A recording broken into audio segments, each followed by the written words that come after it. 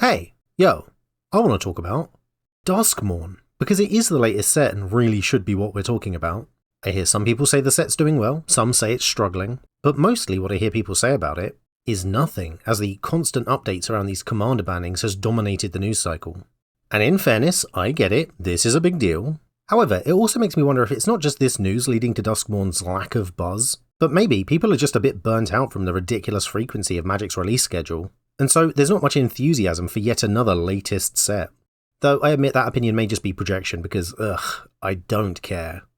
Check this video of mine if you're unfamiliar with the story around the commander bannings that I mentioned. Today's video is sort of a follow-up to that one, but you don't need to have watched it if you're up to date on everything that's been happening.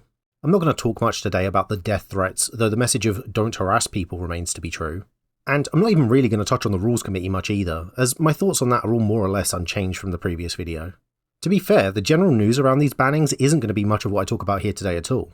Though I will point out the price of Jeweled Lotus has had some interesting developments since last video, as you can see from this market price history graph. No, today I want to talk about this video. WeeklyMTG on the future of Commander, link in the description, where Communications Director Blake Rasmussen, Principal Game Designer Gavin Verhey, and Vice President of Game Design Aaron Forsyth all talk about the handover of control of Commander from the independent body that was the Rules Committee to Wizards of the Coast under Hasbro and what that means for the format going forward. And before we begin, as I said during my last one, my videos take time to produce, so right now for me it's Sunday the 6th of October. I'm going to share my thoughts and point out some, let's say, issues that I noticed during this discussion. But as the last few weeks have proven, the news can change very quickly, and so the things I say here may no longer be applicable by the time you're watching this. However, the issues I noticed are mostly around what appears to be WotC's philosophy on Commander, or lack thereof, and how they think and feel about the format. And I can't really see that changing anytime soon, so I think what I have to say will probably still be relevant for at least the next week or so. If not, at the end of the video I'll insert a section correcting anything I've said if I feel it's changed, and Pupdate you on any new and relevant information. Right, with that being said, I watched this video and honestly, I think Commander is in trouble. Or more specifically, I think WotC are in a position where they can't not ruin it. And hear me out because I'm not trying to be an alarmist or controversy merchant, and I'm not saying that Commander is dead, I'm just saying in their position, no matter what they did, people would have been upset. But what they chose to do is baffling to me. Just listening to them, and to me this was 56 minutes of them saying nothing or saying things that were contradictory to their past actions, and even other things that were said in the same stream. And their very few non-contradictory comments kind of led me to believe that WotC sort of don't understand Commander, not necessarily as a game, but as a format and a community. Watching this was all over the place. Now let's zoom in, because to be fair, they were very upfront in saying so themselves. They went to lengths to point out Commander is very wide-reaching, means different things to different people, and they don't have a full grasp on it. At 8:35, Aaron Forsyth says, "Part of why this format is hard to run and why I'm not chomping at the bit to do it is it's unlike every other format we run. We don't get tournament data, we don't get tons of data from Magic Online." And then, "It's such a huge, disparate community that enjoys different things and we need information from as many parts of it as we can to know what we're supposed to do next." They also make pains to point out that everything they're going to discuss is a work in progress and nothing is final. The best example of that came at 24:58 when Aaron Forsyth said, "I can't say I've thought a ton about it, again we're 2 days into living in this universe." Because yeah, obviously. They've only just been given the keys to Commander, so of course they're not fully on top of it right now. What they're presenting here is either unfinalised stuff they were working on with the Rules Committee before the changeover, or their first thoughts since. But I can still say WotC can't not ruin it, because based on what they said here, I think no matter what they do, they're gonna be wrong. Even if they did nothing at all. And what they presented in this discussion I find illuminating as to the lack of direction they seem to have, and how they have ideas that sound good but don't stand up to even their own scrutiny, and I worry that this is an indication of what they'll be like going forward as stewards of the format. For the most obvious example, the bracket system, where they want to take Commander staples and then place them into one of several power brackets to indicate how good that card is and how powerful a deck will be as a result of its inclusion. A fine enough idea on its own, so how will it work? Well, at 15:18, Gavin Verhey says, "Power bracket 1 level cards are cards that any deck could conceivably play and are often staple-y cards that, we put in precons all the time." And then, all the way up to bracket number 4, which are some of the strongest cards you can play in Commander and many card players don't want in their games. Then, Your deck is then defined by the highest bracket card that is in that deck. And he goes on to give an example that a deck containing a single Draneth Magistrate, which, if we look at this image, is depicted here in bracket 3, meaning if it was included in a deck that would make the whole deck a bracket 3 deck, even if every other card was only bracket 1. Unless there was a single copy of a bracket 4 card, in which case the deck would now be considered a 4. Makes some sense, right? Well, at 2537, Aaron Forsyth says, but that does make me wonder, if we put a 3 in a precon, does that make the precon a 3? Is a single card sufficient to identify what our deck's power level is? Maybe we need a little bit more robustness as part of that system as well, so we will have to put this through its paces. This is pretty hot off of the presses, and as soon as you start poking holes in it, there's going to be places where I'm like, oh yeah, that's a good thought, we need to reevaluate that. Okay, so yeah. After thinking about it for just a couple of seconds, you've immediately identified why this bracket system as presented won't work. So why present it? I mean, they've asked for feedback, but what feedback can we possibly give outside of that won't work and you seemingly already know it? Presenting this as is just comes across as foolery. At 2715, Aaron Forsyth says, Polluted Delta is one of the most powerful Magic cards ever printed. It will be bracket 1 as well. So it's not just going to be a raw power indicator. We're not bucketing cards just on like, how powerful of a Magic card is this in a vacuum? But what does this do to the format? What message do we want to send? How do we want to help people find games that feel appropriate to one another? Okay, but like, how? If you're saying individual cards work differently in different decks, which is a sentiment I do agree with, then how can you bracket any of them? If, by your admission, one of the most powerful cards ever printed is bracket 1 because of, I guess, vibes and the intention of how the player is going to use it, then can't you make that same argument about every other card? At 3031, Gavin Verhey says, We've only started talking about this recently, but I think combos very much do deserve space together on this. I'll use one that's very classic, Thassa's Oracle and Demonic Consultation. Then, in isolation, those cards are not necessarily a problem on their own, but together they would certainly be a 4 under this listing. Okay, so combos are important and they have to be included on the list. But then he says, now obviously there are tons and tons and tons of combos in Magic. Not every single combo possible will be on the bracketing system, but some of the more iconic ones I imagine will make it on. Okay, so if you're not going to list all of the combos, what's the point of it then? You can usually achieve the same combo by swapping out a card or two with a similar effect. So what exactly is it that will be listed? Again, I ask, if listing the cards isn't the intention, is this all just vibes based? And how do you assign a number value to a player's intention? This system to me seems untenable, so by presenting it, I think you're coming across as fantasists. At 4709, Gavin Verhey says, once again, super early conversations about stuff, but one thing we've been talking about is if with combos they should be more philosophical in nature. For example, bracket 4 is the most efficient combos, your 2 and 3 mana 2 card combos that will win you the game. Bracket 3 is a little harder to pull off or it's more mana intensive. And then, bracket 2 is like probably no infinite combos or maybe like 4 to 5 infinite combos are acceptable, but it's too early to know exactly how that's all going to shake out on this list. But I think it's very plausible that a more philosophical approach could help catch some of that stuff. Right, but if we're just being philosophical about our deck's power levels, why are we talking about assigning them a metric in a point score bracket system? Those things obviously don't gel. Because if power isn't related to a card but instead how you use it, how do you possibly intend to measure that and give it a score? At 1435, Gavin Verhey says, one of the biggest things that Commander faces, especially as you're going out playing with people outside your playgroup at your local game store or Magic Con, is finding people to play with decks that are similar in power category to you. Okay, so if I understand, this system is to let people know how powerful cards are, even if only in terms of vibes rather than play like with Polluted Delta. So if you're unfamiliar with the card because maybe you're playing with strangers and you haven't seen it in action before, this is maybe a database that will let you look up a card and tell you how strong it is, or list the power level of every card to help you with deck building? At 4840, Aaron Forsyth says, I don't think in the middle and at the bottom we can make lists. We would have to account for every single card in the game or every single card anyone's willing to consider playing in a commander deck. The top I am more hopeful that we can be a little bit more concrete about, even if that might require some finesse and is this card really that bad, especially when we get into combos. And then, we will not be able to capture them all. To the point about combos, I don't think we should be putting cards in brackets based on their worst case scenario necessarily all of the time, especially when they have fair uses that people enjoy. So yeah, I don't expect the middle to be much more than guidance. So, okay, the worst cards are fine actually, because in a bad deck they're not that bad. But I thought the inclusion of a card like that would raise up the power level of the entire deck. Remember, Draneth Magistrate makes the deck a 3? Not that the other cards would drag its power level down if they were lower. So what is this? It's a defined list of cards with power levels, except not all the cards, and in fact not even cards themselves, but instead undefined vibes of what a card does, except not really, because in certain decks even the most powerful cards are fine actually, unless that card combos with another card, in which case the combo will be on the list, except also probably won't be, and also it's not a list but just guidance. Does that make any kind of sense to anyone? And all of it to help you when finding people to play with decks that are a similar power category to you. But didn't we have that already?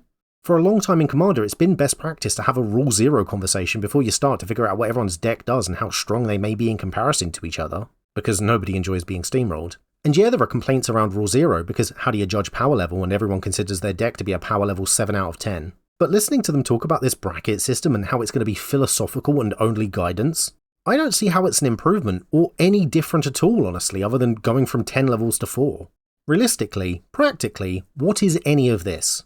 And it's fine to share an idea, I actually really appreciate them sharing their thoughts in progress, but I'm concerned because I didn't expect those thoughts to be nonsensical. They presented this bracket system and then immediately picked holes in it themselves. So some advice, if you know you've got nothing, don't present it. The fact that you chose to makes me think that either A, you know you have nothing but you just had to put something out to look like you were in control, but if that's true then you failed and you've left me more worried than before. Or B, you don't realise what you have is nothing, which I think is somehow worse, because it demonstrates a lack of understanding from the very people now at the helm. And so far, I've only touched on what they said about the bracket system, so zoom back in because they said so much more contradictory stuff. I'm going to quick fire some of these quotes because otherwise we're going to be here all day. Seriously, I could have made like 5 videos on this, but here we go. On Bannings at 1324, Gavin Verhey says, "We're not looking to do tons and tons and tons of check-ins and changes to what's happening with the ban list because stability is a key part of what makes Commander Commander." Cool, okay, keep things as they are. I think that's great. Except at 1231, he said, "As one of the things we're doing with management of the format is we're going to re-evaluate the ban list, look over that and see if there's any changes we want to make." Okay, so you are making changes? "We're not going to be banning any cards as part of that." So you're not making changes? Whether or not cards will be getting unbanned is unclear. Oh, I see. Seems to me like you just want to see if you can get away with unbanning Jeweled Lotus and Mana Crypt again because of how much they can be resold for. Because power creep sells. I guess maybe don't worry, that was the reason the cards got banned in the first place. Speaking of making money, at 10:02, Blake Rasmussen says about community concerns, "Their concern is that the Commander Rules Committee was a group of volunteers. They were literally there for the love of the game. Wizards of the Coast is a business and needs to make money, and they're worried about the profit motive seeping into our decisions." To which Aaron Forsyth replies, "I am also here for the love of the game, as are to a person everyone on my team. Except, let me stop you there, because it's not the same. You and your team aren't unpaid volunteers, and that's what the community is concerned about. But go on. I'm fortunate to be in a position, where the buck kind of stops with me. Yes, Hasbro wants things. Yes, my boss wants things. Those things are pretty fluid, intangible. I have a lot of freedom to execute as I see fit what I think the best thing for Magic is as a whole. But that's not the same thing as being able to make decisions that will upset Hasbro and your boss, like the Rules Committee must have when they banned expensive cards. You do have a duty to please those higher-ups, which may lead you to make decisions that will affect the game, and that's what people are concerned about. You've already demonstrated it. For instance, at 3417 he says that Nardu does not embody any design philosophy, that was just an oversight, and I've said that in writing before, so I don't want people to throw it up as, no, you did this. That was never the intent there. But sorry, not to be a dick, but no, you did this. And what was the intent then, if not creating another pricey chase card which was a result of your profit motive seeping into your decision making? Is Nardu not evidence of exactly what you were just asked by Blake? Nardu is one of 4 cards that, amongst other things, needed to be banned because power creep is ruining the format. Is the introduction of cards like Nardu to the game what you mean when you say I have a lot of freedom to execute as I see fit what I think the best thing is for Magic as a whole? Or were you executing your freedom when you allowed the mistake to happen? Because either way, it happened under your watch and that's worrying for the future. At 3238, Gavin Verhey says, "I would say that Jeweled Lotus was a mistake. Like Arcane Signet or Smothering Tides or cards in that vein, these are cards that we would not make today, and with the heuristics that we have today knowing what we know about Commander. Okay, but Jeweled Lotus got banned. If your decisions aren't affected by profit motives but by what's best for the game, and you're saying those cards are a mistake, shouldn't you ban Arcane Signet and Smothering Tithe too then? At 3438, Aaron Forsyth says, "The funny thing about design mistakes is that they go on to sometimes be the most popular cards in the game." Sending mixed messages here, guys. Are they mistakes that you would never repeat, or just happy accidents that go on to become loved by the players? Because that second option sounds pretty good for your bottom line, doesn't it? Back to that answer Aaron Forsyth was giving at 11:23 about WotC's profit incentive, he says, "We can't make decisions that turn off the community. We can't make decisions that make people want to leave or quit or whatever. So keeping everyone happy, making the game as fun as possible for as many people as possible is the way we're going to make our money." But you don't seem to be acknowledging why cards like Jeweled Lotus needed to not just be banned, but never created in the first place. They weren't good for the community. They were putting people off the game. That's the reason the Rules Committee got rid of them. And the reason those cards were in the game in the first place was because you created them. And now you guys are acknowledging that some cards were a mistake, but banning them is off the table, whilst also talking about maybe unbanning others? This is why the community are worried about profit motive seeping into your decisions. And listening as you either fail to acknowledge or fail to understand that isn't doing much to quiet my concerns.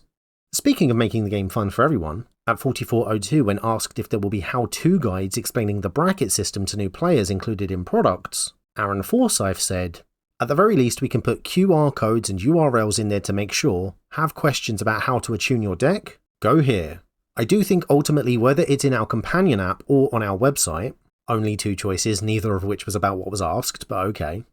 Information being on people's phones is the best place for it, as opposed to pieces of paper that are in products. Oh yeah, because everyone loves having to download a new app for a physical product they've bought. That's always a great experience. But at the same time, yes, the products should acknowledge that this exists and talk about it and let people know where to go. So that's a good thing that pathing will be important to build in for sure. So the answer was a no then. No physical how-to guide, and instead you'll have to go online to learn how to build a deck. What if you don't have a phone? What if you don't have the internet? Or just bought a physical card game because you don't want to be looking at a device? Tough, I guess. When talking about these potential digital tools at 3632, Blake Rasmussen says, "We had already been talking about we need to refresh our format page, and so when this bracket idea came up and the team was immediately like, wow, it'd be really cool if we had a tool on our commander page that was like, put your deck list here and we'll tell you what number it falls into." Oh yeah, because WotC run digital tools are always really good. You know how when you want to look a card up, you go to Gatherer? Yeah, that website that you always use? Because WotC is so good at online tools. I'll tell you what, here's a fun game.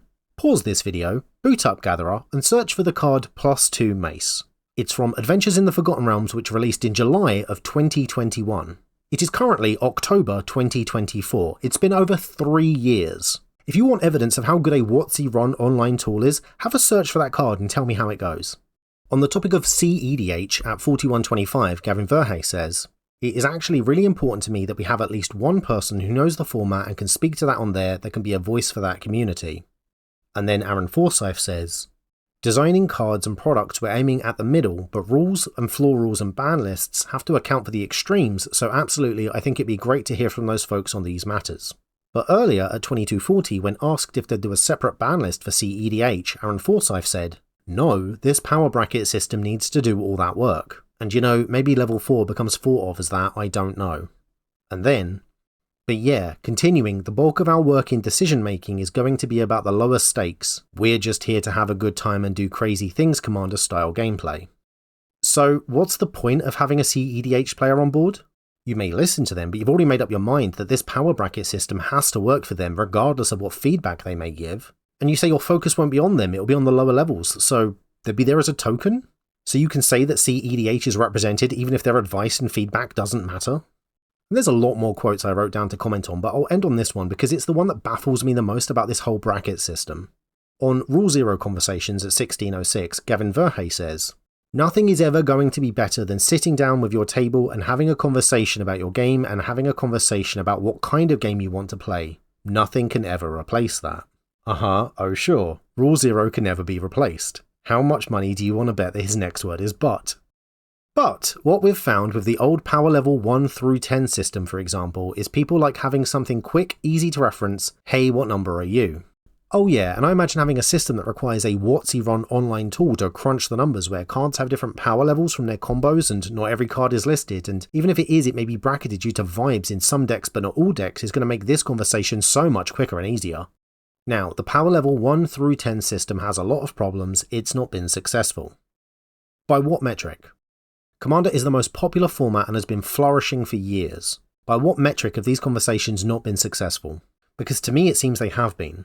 Rule 0 may be a mess based more on vibes and philosophy than actual hard numbers, but it's one that has been working and your bracket system sounds like it wouldn't be changing anything, just complicating it further.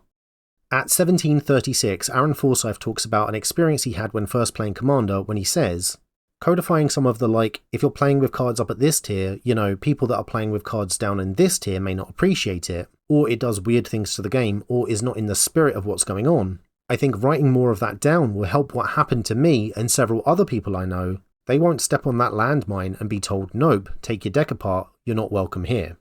But as harsh as that sounds, that's just Rule 0 conversations.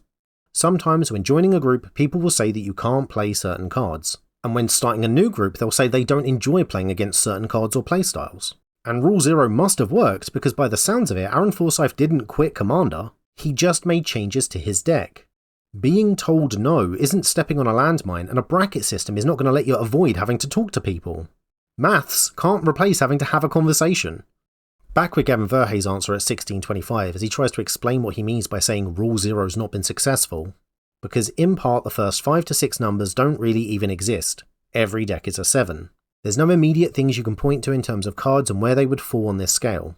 I think this is particularly telling. I'll come back to this in a moment, but he goes on to say, and everyone's playgroup is different, so what's a 7 in my playgroup could be quite different from what's a 7 in your playgroup. But having clear benchmark cards I think will help those conversations happen. Sounds great, remove the philosophy and the ambiguity. Clear-cut, set-in-stone examples of how powerful cards are, which from everything else I've said about how this system will work we know won't be the case, but it sounds like his intention is to cement certain cards at certain power levels to speed up the conversation around deck power, which won't replace Rule 0 but could potentially make it easier. Okay, except he immediately goes on to say, and if your deck is really a 2 but it contains Ancient Tomb, which is a 4 card, that opens up that conversation to the table so you can talk about it with your group. So how is this any different then? Especially if you're not going to list all the cards, what's the point of this system? How is this not just Rule 0 but with extra steps? This entire stream was a mess. They're flip-flopping all over the place because they're trying to please casual players, competitive players, investors and shareholders. And like I said, they can't not ruin it because any move they make will upset people. They can't ban cards because look what happened already. If they unban cards, I imagine people would just become furious again. They can't tone down the power level because that won't please the Hasbro higher-ups who want to sell power creep. And at least they say they can't raise the power level because that will put people off the game. And they can't say nothing at all because if they kept quiet they'd be accused of not caring. So they had to say something which said nothing, upsetting the likes of me. Any move WotC made would have had someone accusing them of ruining Commander. But this point system is nothing. It adds nothing. I know they said it was all early thoughts, but honestly, hearing them explain it made me think they just don't know what they're doing. And if this overly convoluted, seemingly pointless system is really something players will have to engage with, I think that will put people off. Not everyone wants to download an app or bust out a calculator or philosophy textbook just to understand how to build a deck. Especially if you can still say, well, the deck's a 2 even though it contains Ancient Tomb at 4. And having listened to WotC speak, I really don't have much faith that they know what they're doing. So if this is how they're going to be moving forward, yeah, I think it could very much ruin Commander. But honestly, I don't know what else they could have done. Maybe they would have been better off taking a hard line and leaning into a decision that upsets one group one way or another. Because this down the middle, try to please everyone approach is just going to leave everyone unhappy. Which I guess is the nature of compromise, but is that what players want? Because I don't think they want to compromise, I think they want to have fun. I wanted to talk about this line again. Every deck is a 7, there's no immediate things you can point to in terms of cards and where they fall on this scale. I think this is the core of my fear that they don't understand the format or the players.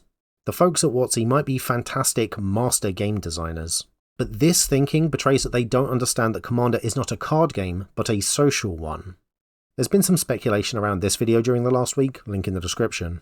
In it, one of the former advisors to the Rules Committee, Josh Lee Kwai, said at 9:52 that he knew for a fact WotC advised the Rules Committee not to ban the cards. I've seen a few other commentators run with this and imply all sorts of things. I'm not exactly sure watching this the reason why WotC told them not to ban the cards, but I'd recommend checking out the clip yourself because I think his tone suggests something a lot less nefarious than some are suggesting. For that same reason, I'd recommend watching the WotC livestream that I've been quoting, but the reason I bring the video up here is actually because of something Rachel Week said at 1 hour 50:32 about the bracket system and Commander. It's a social format, it's not a card format, and something that Sheldon said all the time was social problems require social solutions. This is a card solution to a social problem. And I couldn't agree more, and I think that WotC have demonstrated that they don't understand that. No amount of assigning points values to things is going to make it easier for strangers to communicate about what their deck does. Especially given that while everyone's saying their deck is a 7 on paper seems useless, in practice Commander was doing fine, and the only reason it wasn't was because of cards printed specifically for the format by the people now at the head of it. They can't not ruin it. What do you think? Let me know in the comments below. Please like and subscribe while you're down there, and also come check out my Patreon if you'd like to support me and if you found this video of some value to you. You can get early access to audio-only versions of these episodes you can listen to as a podcast. We have weekly opinion polls about interesting aspects of the game. Plus, you can get your name credited on screen at the end of my videos too. And now, let's move to the Pupdate and find out if any breaking news has invalidated anything I've said here. Welcome to the Pupdate. No news, or at least any that I'm aware of or I think is applicable here. Consider yourself Pupdated. Thank you very much for watching this video, and thank you to everyone that supports me, like James Diamond, Eggboy the Particle that permeates all existence, and the rest of my patrons whose names are on screen now. I'd also like to thank the sponsor for this video, me and my Patreon page, where you can get your name credited on screen too. Check it out in the link in the description below. Hit the like button, leave a comment, install an adblock, most importantly subscribe and share this video with a friend. Hit the notification bell and do all those things the algorithm loves. If you agree or disagree with any of my points, or you want to see me do a video on another subject, let me know and I will see you next time. Losing my voice again. I need to stop. The news needs to stop coming. This is madness. It's a defined list of cards with power levels, except not all the cards, and in fact not even cards themselves, but instead undefined vibes of what a card does, except not really, because in certain decks even the most powerful cards are fine actually.